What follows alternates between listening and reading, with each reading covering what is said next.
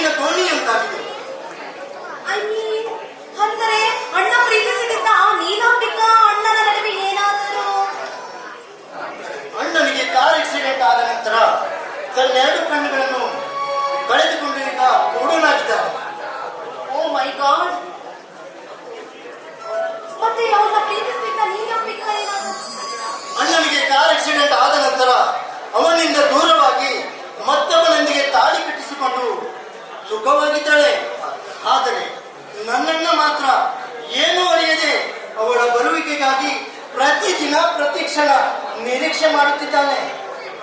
ನೋಡಿ ಮನೋಜ್, ಒಟ್ಟಿನಲ್ಲಿ ಒಂದು ಹೆಣ್ಣು ಹಣ ಆಸ್ತಿ ಸಂಪತ್ತು ಎಲ್ಲಿರುತ್ತೋ ಅಷ್ಟೇ ಅವಳ ಪ್ರೀತಿಯನ್ನು ಇಷ್ಟಪಡುತ್ತಾಳೆ. ಇಲ್ಲವಾಗಿದ್ದಲ್ಲಿ ಅವಳು ತಿರಸ್ಕರಿಸುತ್ತಾಳೆ. ಇಷ್ಟೇ ಈ ಸಮಾಜದ ಸುಲಭವಾಗಿದೆ. ರಾಣಿ, ಒಂದು ಹೆಣ್ಣು ನದಿ ಇದ್ದಾಗೆ ಎಲ್ಲೋ ಹುಟ್ಟಿ ಎಲ್ಲೋ ಹರಿದು ಕೊನೆಗೆ ಎಲ್ಲೋ ಸೇರುತ್ತಾಳೆ. ಹೋಗಲಿ ಬಿಡಿ ಮನೋಜ್. ನೋಡು, ಅಣ್ಣ ಹಚ್ಚಿದ ದೀಪವಂತೂ ಹಾರಿ ಹೋಯಿತು. ನೀವೇನಾದರೂ ಮದುವೆ ಬಗ್ಗೆ ವಿಚಾರ ಮಾಡುತ್ತೀರಾ? ಅಣ್ಣ ಕಟ್ಟಿದ ಪ್ರೇಮ ಕೋಟೆಯೇ ಕುಸಿದು ಬಿದ್ದಿರುವಾಗ ಇನ್ನು ನಾನು ಯಾವ ಹೆಣ್ಣಿನ ಮೇಲೆ ನಂಬಿಕೆ ಇರಲಿ ರಾಣಿ? ಮನೋಜ್, ಏಕೆ ನನ್ನ ಮೇಲೆ ನಂಬಿಕೆ ಇಲ್ಲವೇ ನಿಮಗೆ? ನೋಡಿ, ನಾನು ನಿಮ್ಮ ಬಾಳ ಸಂಗಾತಿಯಾಗಿ ಈ ನಿಮ್ಮ ಮನೆ ಬೆಳಗುವ ಸೊಸೆಯಾಗಿ ಬರುತ್ತೇನೆ. ನೋ, ಅದೆಂದಿಗೂ ಖಂಡಿತ ಸಾಧ್ಯವಿಲ್ಲ. ನಾವಿಬ್ಬರು ಕಾಲೇಜ್ ದಿನದಿಂದಲೂ ಉತ್ತಮ ಸ್ನೇಹಿತರು.